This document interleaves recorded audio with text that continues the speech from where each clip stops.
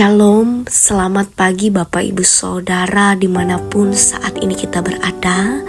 Salam dalam kasih Tuhan. Semoga saat ini kita tetap dalam keadaan yang sehat, sukacita dan penuh berkat di dalam Tuhan.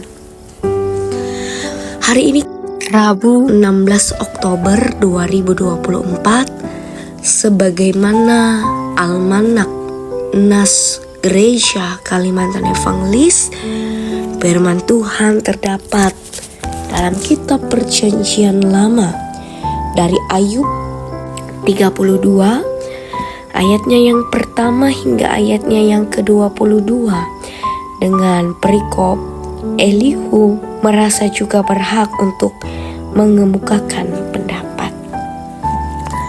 Bapak Ibu Saudara yang terkasih dalam Tuhan, dalam kitab Ayub pasalnya yang ke-32 ayatnya yang pertama hingga yang ke-22, kita diperkenalkan dengan tokoh baru, yaitu Elihu, seorang pemuda yang tampil di tengah kebuntuan percakapan antara Ayub dan ketiga sahabatnya.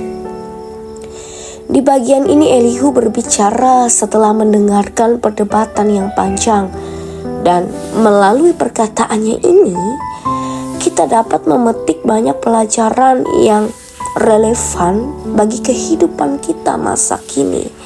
Yang pertama adalah hikmat tidak hanya milik orang tua, tetapi hikmat itu adalah anugerah Allah. Dalam ayatnya yang ke-6 hingga ayatnya yang ke-9, Elihu dengan rendah hati mengakui bahwa ia lebih muda dari Ayub dan sahabat-sahabatnya. Ia sempat ragu untuk berbicara, merasa bahwa yang tua haruslah lebih bijaksana. Tetapi Elihu kemudian menyadari bahwa hikmat sejati datang dari Allah, bukan hanya dari umur atau pengalaman. Ini menjadi pengingat bagi kita semua bahwa kebijaksanaan bukan sekedar soal usia, melainkan soal hubungan relasi kita dengan Tuhan. Tuhan dapat menggunakan siapa saja, baik yang tua maupun yang muda, untuk menyampaikan kebenarannya. Jangan pernah meremehkan siapapun, bahkan yang lebih muda, sebab mereka pun bisa menjadi alat Tuhan untuk menyampaikan hikmat. Kemudian yang kedua, keberanian untuk berdiri dan berkata benar. Elihu menunjukkan bahwa ketika seseorang dipenuhi oleh Roh Allah, ia tidak bisa berdiam diri. Bahkan dalam ayatnya yang ke-18 hingga ayatnya yang ke-20, ia berkata, "Sebab aku penuh dengan kata-kata, roh yang ada di dalamku mendesak aku." Bapak Ibu Saudara, ini adalah teladan bagi kita bersama. Ketika kita melihat kebenaran, janganlah kita takut untuk berbicara. Meskipun kita mungkin merasa muda, tak berpengalaman atau takut salah, tetapi kebenaran itu harus disampaikan dengan berani, tetapi juga dengan rendah hati.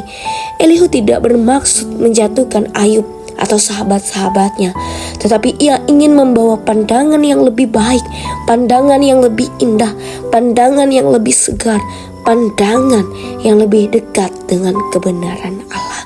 Kemudian yang ketiga, kerendahan hati dalam hikmat. Meskipun Bapak Ibu Saudara, Elihu ini marah kepada Ayub karena Ayub ini membenarkan dirinya sendiri lebih dari Allah dalam ayat yang kedua, dan kepada ketiga sahabatnya karena mereka gagal menjawab Ayub dengan tepat. Elihu, ia tetap menjaga sikap rendah hati dalam menyampaikan kebenaran. Ia tidak ingin menjadi seperti sahabat Ayub yang menghakimi tanpa dasar yang benar. Ia berkata dalam ayatnya yang ke-21 hingga ayatnya yang ke-22 bahwa ia tidak akan berpihak kepada siapapun atau menyanjung siapapun. Inilah teladan kerendahan hati.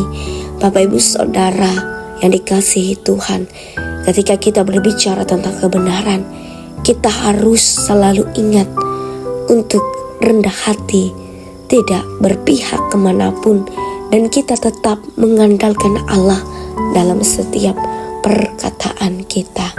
Kemudian yang keempat, hikmat dan pendekatan yang baru.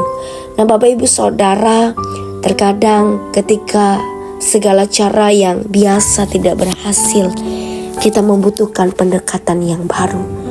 Ketika sahabat Ayub telah berbicara panjang lebar kepada Ayub, tetapi Ayub tetap berada dalam kebingungan dan penderitaannya, Elihu menawarkan perspektif yang berbeda, sesuatu yang baik, sesuatu yang segar di tengah kebuntuan.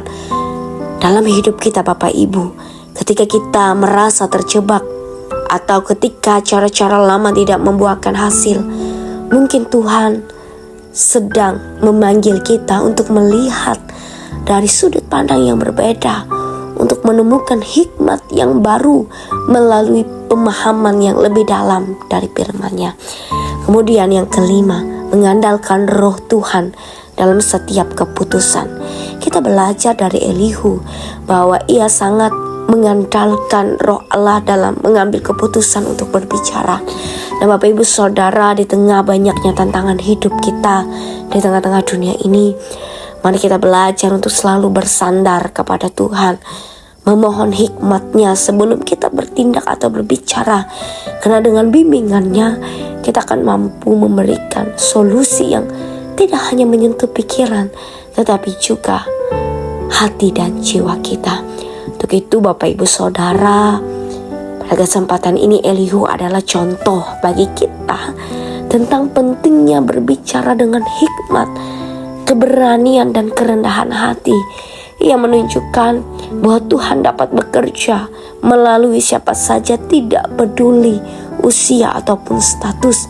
Yang terpenting adalah kesiapan hati untuk mendengar suara Tuhan dan kesediaan untuk berkata benar dengan kasih dan hormat. Untuk itu Bapak Ibu Saudara, mari kita berdoa. Mari kita perbaharui diri kita terus menerus agar kita diberi hikmat seperti Elihu, agar kita berani berdiri di tengah kebuntuan, berbicara dengan hati yang murni, dan selalu bersandar kepada Allah dalam setiap langkah kehidupan kita. Amin. Mari kita bersatu di dalam doa. Kita berdoa. Bapa di dalam kerajaan sorga, mengucap syukur atas kebaikan Tuhan dalam hidup kami. Terima kasih Tuhan, di pagi yang indah ini kami boleh dibangunkan kembali dengan keadaan yang sehat, dengan keadaan yang kuat. Kami boleh menikmati hari yang baru dengan penuh sukacita di dalam Tuhan. Untuk itu Tuhan, kembali kami mau menyerahkan kehidupan yang akan kami jalani di sepanjang hari ini, setiap tugas, tanggung jawab pekerjaan kami. Biarlah kasih dan kemurahan Tuhan terus memimpin, membimbing dan memelihara kami. Secara khusus saat ini Tuhan, kami mau berdoa bagi jemaat Tuhan ataupun seluruh warga jemaat Tuhan yang ada di jemaat GKE Epata Jabiren. Tuhan, Engkau memberkati seluruh warga jemaat-Mu yang ada di jemaat GKE Epata Jabiren dengan berbagai macam tugas, tanggung jawab pekerjaan yang mereka lakukan di sepanjang kehidupan mereka. Mereka sebagai kepala rumah tangga, mereka sebagai ibu rumah tangga, mereka sebagai orang tua, kendatipun mereka sebagai anak-anak. Diberkatilah mereka Tuhan, dari yang muda sampai yang tua, semuanya berharga di mata Tuhan. Apapun saat ini juga yang menjadi pekerjaan mereka, yang menjadi usaha yang mereka lakukan, sawah, kebun, tanah yang mereka garap, yang mereka kelola, kami yakin dan percaya semuanya akan diberkati oleh Tuhan. Mereka yang bergumul, mereka yang berjuang untuk sembuh, mereka yang berjuang dalam dunia pendidikan, dunia pekerjaan, dan yang mencari pekerjaan, kasih kemurahan Tuhan juga yang memberkati mereka. Majelis jemaat dengan setiap tugas pekerjaan mereka, pelayanan karya mereka, diberkatilah mereka Tuhan, diperlengkapilah mereka. Biarlah kasih kemurahan Tuhan juga menjadi bagian terbaik di dalam hidup mereka. Terima kasih Tuhan, kami menyerahkan seluruh warga jemaat yang ada di jemaat GKI Epata, Cabiren, dan seluruh kami pada saat ini Tuhan. Biarlah kami terus ada dalam penyertaan kasih Tuhan. Biarlah hal-hal yang baik boleh mengiringi setiap langkah kaki perjuangan kehidupan kami. Di dalam nama Yesus Kristus kami berdoa dan bersyukur. Amin.